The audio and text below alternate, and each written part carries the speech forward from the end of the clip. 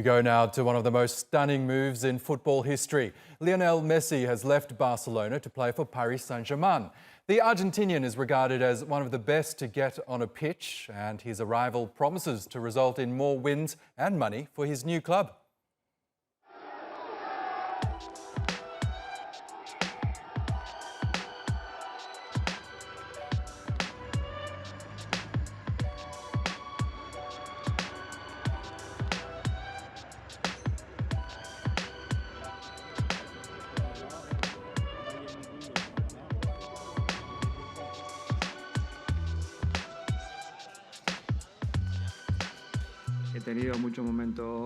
I've had tough moments, a lot of defeats, but then you always return to train, and at the weekend you always had the opportunity to play again. But this is different. This is the end of my journey at the club. So yeah, it's one of the hardest moments.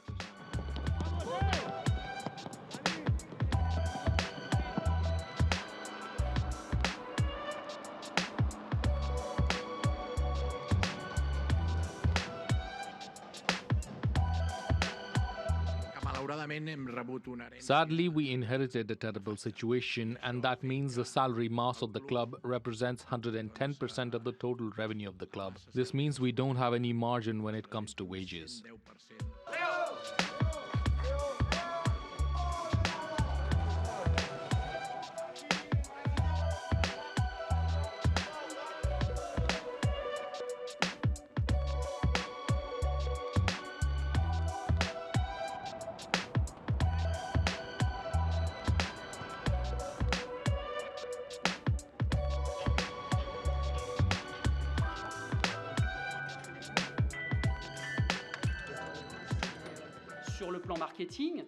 In terms of marketing, this will allow the club to strengthen its partnerships, to find new sponsors, to generate immediate revenue, and in terms of merchandising, the arrival of a player like Messi will mean that between 300,000 to 400,000 additional shirts will be sold per year.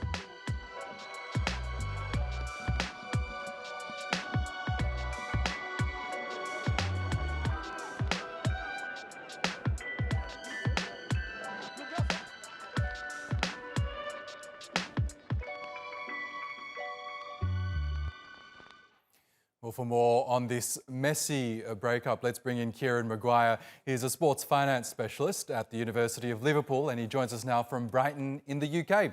Good to have you back with us as always, Kieran. A huge move for Messi, to say the least, but he had come close to leaving Barcelona before. Back in 2014, just days before Tito Villanova's death from cancer, the former coach had managed to persuade Messi from leaving Barca to go to PSG, saying, quote, "You won't be as happy anywhere as you are at Barcelona." Will Messi be happy in Paris this time round? I think so. I think he feels he has some unfinished business in terms of his football career. And Barcelona have been in decline in recent years. Last year, they finished third. That's their lowest finish since 2008. As a result of the salary cap and the inability to sign players for fees, the quality of the squad has been deteriorating, and Messi has sort of single-handedly managed to keep Barcelona in the public domain.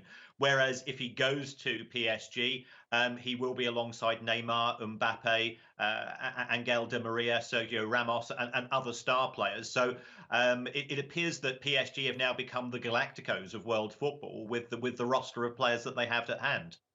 They sure have, it would appear, and PSG's cashed-up Qatari owners have revealed they'll be paying Messi an annual salary of $41 million plus bonuses, which, as we know, will be many, many times that base salary. And the team has spent extravagantly on building up that star-studded team in order to perhaps dominate European football. Do you think it'll pay off for them?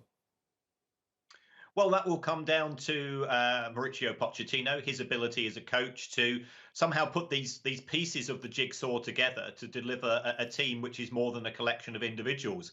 At the same time, across the channel, we've seen Chelsea sign players. We've seen Manchester City break their transfer record. We've seen Manchester United spend a lot of money as well. So as far as the elite level of football is concerned, to a large extent, you need to run to be able to stand still in terms of the quality of your squad. But if PSG cannot win the Champions League with Messi, it calls into question whether they can ever win it, given that he is arguably the best player, certainly of the last generation, and he's alongside Neymar and Mbappe, who are also in the top 5 players in the world at present. We know Barcelona say they ultimately had no choice but to offload Messi as they battle to slash a debt mountain that's estimated to be worth around $1.5 billion. But they really did string their star player along, didn't they? They promised him that ultimately he would be able to stay at the club. But surely Barca's managers should have known that they were in such dire financial straits that there was no hope that they could keep him on. I think the senior management of Barcelona have been in denial to everybody, including themselves. They hoped that La Liga, the Spanish football authorities, would somehow have acceded and capitulated in terms of the economic cost controls, which were the drivers of the reduction in wages, which have taken the wage bill of Barcelona from around about $700 million to 200. On the back of that, when La Liga didn't blink, when La Liga decided, the rules are for every club, and you, Barcelona, voted for these rules, Barcelona have been trying to force players out of the club. They've been trying to make players feel unwanted, and the players have turned around and said, well, we have existing contracts. Unless you pay up those contracts, we're going to stay where we are. Let's talk about La Liga's fair play rules, which, again, Barcelona has cited as one of the reasons why they couldn't hold on to Messi. Now, those rules are in place ultimately to protect these clubs. As you say, the clubs themselves supported it, and they're there to ensure that clubs don't go deeper into financial ruin by overspending on players like Messi. But just as UEFA relaxed similar rules because of the pandemic, do you think perhaps La Liga should have relaxed their rules as well, given the fact that Messi really can draw in millions upon millions of dollars in revenue? So it would have theoretically paid off in the end.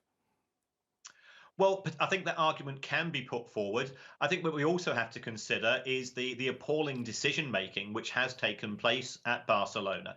Because they have the presidential model behind the club, what happens is that every couple of years, somebody who wants to be president will make claims, will make promises to the fans in order to get votes in terms of recruiting players. And we've seen the likes of Dembele, Griezmann and Coutinho come to Barcelona for over $400 million between them and have failed to deliver. And it's the poor decision making at the club in recent years which has led to this problem. And Barcelona are now paying the price for not having a joined up policy and having a lack of vision and strategy going forwards for many years. They've just decided that signing one player a year with a large fee is the way to improve as a club, and that's singularly failed. Okay, let's see how this new chapter for Messi unfolds. Kieran Maguire, a pleasure as always. Thank you for that.